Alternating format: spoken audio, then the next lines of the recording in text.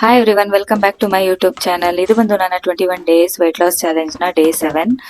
ಈ ವಿಡಿಯೋ ಬಂದು ನಾನು ನೆನ್ನೆನೆ ಅಪ್ಲೋಡ್ ಮಾಡಬೇಕಾಗಿತ್ತು. ಒಂದ್ ಸ್ವಲ್ಪ ಬಿಸಿ ಆದೆ. ಇವಾಗ ವಿಡಿಯೋ ಎಲ್ಲ ಮಾಡೋದ್ರಿಂದ ಬಿಸಿನೇ ಆದೆ. ಅದು ಅಲ್ಲದೆ ಅದ್ರ ಜೊತೆಗೆ ಸ್ವಲ್ಪ ಹೊರಗೆಲ್ಲ ಹೋಗೋದಿತ್ತು. ವಿಡಿಯೋನೆಲ್ಲ ಎಡಿಟ್ ಮಾಡೋದಕ್ಕೆ ನಂಗೆ ಟೈಮ್ ಸಿಕ್ಕಿಲ್ಲ. ಸೊ ಡಿಲೇ ಆಗಿ ಆಗ್ತಿದ್ದೀನಿ. ಬಟ್ ನೆಕ್ಸ್ಟ್ ಮಾಡೋ ವಿಡಿಯೋನೆಲ್ಲ ನಾನು ಡಿಲೇ ಮಾಡಲ್ಲ, ಆದಷ್ಟು ಬೇಗನೆ ಆಗ್ತೀನಿ ಅಂತ ಹೇಳ್ತೀನಿ. ಇನ್ನು ಈ ಡೇ ಬಂದು ಡಿಸೆಂಬರ್ 18. ನಾನು ಡಯಟ್ ಸ್ಟಾರ್ಟ್ ಮಾಡಿ ಒಂದು 3 to 4 ಡೇಸ್ ಆದ್ಮೇಲೆ ಒಂದೊಂದು ವಿಡಿಯೋನ ನಾನು ಯೂಟ್ಯೂಬ್ ಅಲ್ಲಿ ಅಪ್ಲೋಡ್ ಮಾಡ್ತಿರೋದು. ಸೊ ಇದು ಬಂದು ಡಿಸೆಂಬರ್ 18 ಆಗಿರೋದ್ರಿಂದ ಅವತ್ತು ಬಂದು ಸಂಕಷ್ಟ ಚತುರ್ದಶಿ ದಿನ. ನಾನು ಸಂಕಷ್ಟನ ತುಂಬಾ ವರ್ಷಗಳಿಂದನೂ ಮಾಡ್ತಾ ಇದ್ದೀನಿ. ಅದರಿಂದ ಇವತ್ತು ನಾನೇನು ಅಡ್ಗೆನ ಮಾಡ್ಕೊಂತಿಲ್ಲ ನನ್ಗೆ ಅಂತ. ಇವತ್ತು ನಾನು ಉಪವಾಸ ಇದ್ದೀನಿ. ಸೊ ನೀವ್ಯಾರು ಡಿಸಪಾಯಿಂಟ್ ಆಗ್ಬೇಡಿ, ನಾನು ಯಾವ್ದೋ ವೆಯ್ಟ್ ಲಾಸ್ ರೆಸಿಪಿ ತೋರಿಸಿಲ್ಲ ಅಂತ. ನಾನು ಒಂದೆರಡು ಏನೇನ್ ಮಾಡ್ಬೋದು ಅನ್ನೋದನ್ನ ಕೂಡ ನಾನು ನಿಮ್ಗೆ ಶೇರ್ ಮಾಡ್ತೀನಿ. ರೆಸಿಪಿನ ಶೇರ್ ಮಾಡದೇ ಇದ್ರು ಐಡಿಯಾಸ್ ಕೊಡ್ತೀನಿ ಏನ್ ಮಾಡ್ಕೋಬಹುದು ಅಂತ. ನಾನು ಕೊಡುವಂತ ಐಡಿಯಾಸ್ ಮುಂಬರುವ ದಿನಗಳಲ್ಲಿ ಅದ್ರ ರೆಸಿಪಿನ ತೋರಿಸ್ತೀನಿ. ಇವಾಗ ಜಸ್ಟ್ ಓರಲಿ ನೀವು ಏನ್ ಮಾಡ್ಕೋಬಹುದು ಅಂತ ನಾನು ಹೇಳ್ತೀನಿ. ಇನ್ನು ಬ್ರೇಕ್ಫಾಸ್ಟ್ಗೆ ಅಂತ ಮತ್ತೆ ಲಂಚ್ ಎರಡು ಸೇರಿ ನಮ್ಮ ಮನೆಯವ್ರಿಗೆ ಅಂತ ಬೆಳಗ್ಗೆನೆ ವಾಂಗಿಬಾತ್ಗೆ ಎಲ್ಲ ತರಕಾರಿನೆಲ್ಲ ಹೆಚ್ಚಿಟ್ಕೊಂತಿದ್ದೆ. ನಾನು ಯೂಶಲಿ ವಾಂಗಿಬಾತ್ಗೆ ಎಲ್ಲ ತರಕಾರಿ ಮಿಕ್ಸ್ ಮಾಡಿ ಮಾಡ್ತೀನಿ, ಟೇಸ್ಟ್ ಚೆನ್ನಾಗಿರುತ್ತೆ ಅಂತ.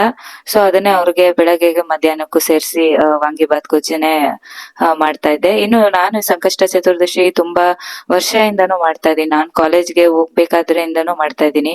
ಸೊ ಮಧ್ಯದಲ್ಲಿ ನಂಗೆ ಕನ್ಸೀವ್ ಆದಾಗ, ಮಗು ಆದ್ಮೇಲೆಲ್ಲ ಸ್ವಲ್ಪ ಬಿಟ್ಟಿದ್ದೆ, ಆಗಲ್ಲ ಅಂತ. ಮತ್ತೆ ಇವಾಗ ಸ್ಟಾರ್ಟ್ ಮಾಡ್ಕೊಂಡಿದೀನಿ. ಸೊ ಈ ಡಯಟ್ ರೂಟೀನ್ ಇಂದ ಅದು ಹ್ಯಾಂಪರ್ ಆಗ್ಬಾರ್ದು ಅನ್ನೋ ಒಂದು ರೀಸನ್ಗೆ ಅದನ್ನ ಫಾಲೋ ಮಾಡ್ತಿದ್ದೀನಿ ಅಷ್ಟೇ.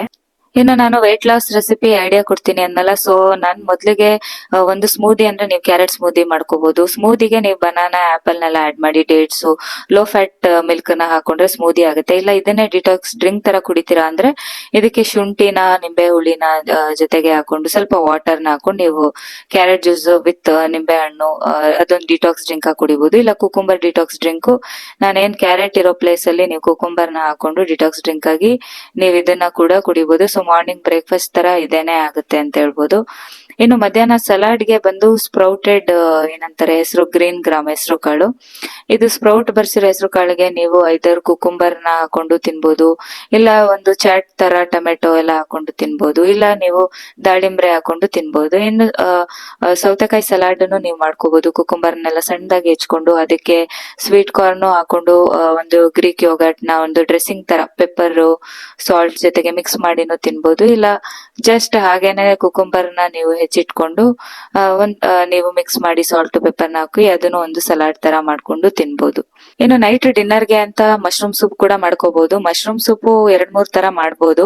ಒಂದು ಮಶ್ರೂಮ್ ಬೆಳ್ಳುಳ್ಳಿ, ಈರುಳ್ಳಿ ಎಲ್ಲ ಹುರಿದ್ಬಿಟ್ಟು ರುಬ್ಬಿನೂ ಮಾಡ್ಬೋದು.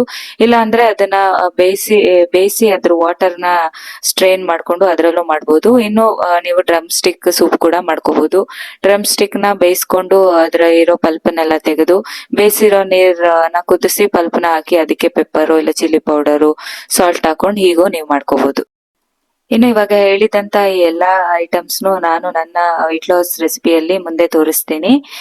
ಇನ್ನು ನಾನು ಈವ್ನಿಂಗು ದೇವ್ರಿಗೆ ನೈವೇದ್ಯಕ್ಕೆ ಅಂತ ಹೆಸರು ಕಾಳು ಉಸ್ಲಿನ್ ಮಾಡೋಣ ಅಂತ ನೆನ್ಸಿರೋ ಅಂತ ಹೆಸರು ಕಾಳನ್ನ ಕುಕ್ಕರ್ಗೆ ಬೇಯಕ್ಕೆ ಇಡ್ತಿದ್ದೆ.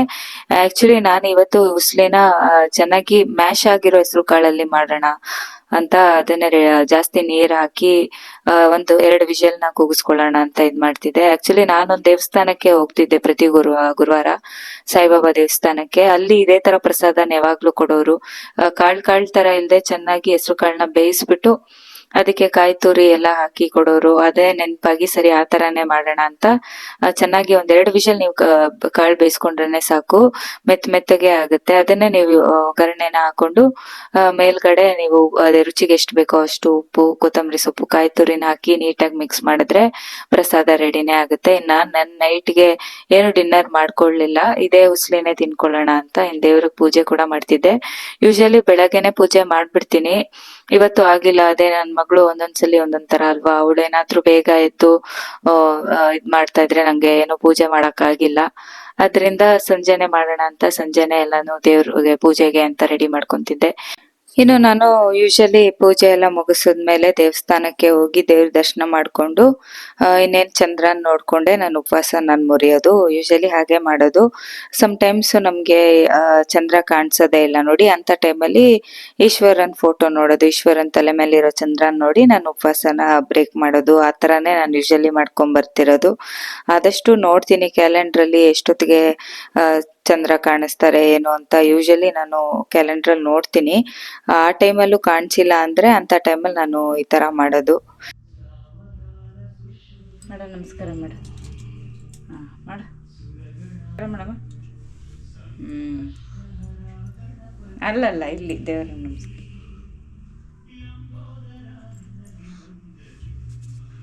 ನಮಸ್ಕಾರ ಮಾಡ್ತೀನಿ. ನಮಸ್ಕಾರ ಮಾಡ.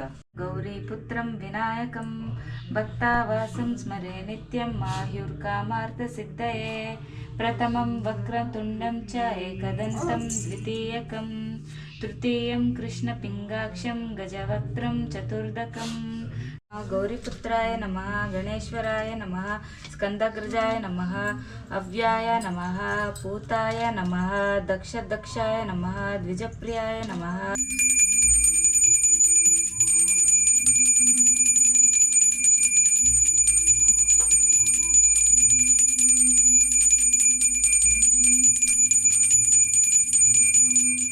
ಇನ್ನು ನಾವು ಪೂಜೆನೆಲ್ಲ ಮುಗಿಸ್ಕೊಂಡು ನಮ್ಮ ಮನೆ ಹತ್ರ ಇರುವಂತಹ ಈ 108 ಬಲ್ಮುರಿ ಗಣಪತಿ ದೇವಸ್ಥಾನಕ್ಕೆ ಬಂದಿದ್ವಿ.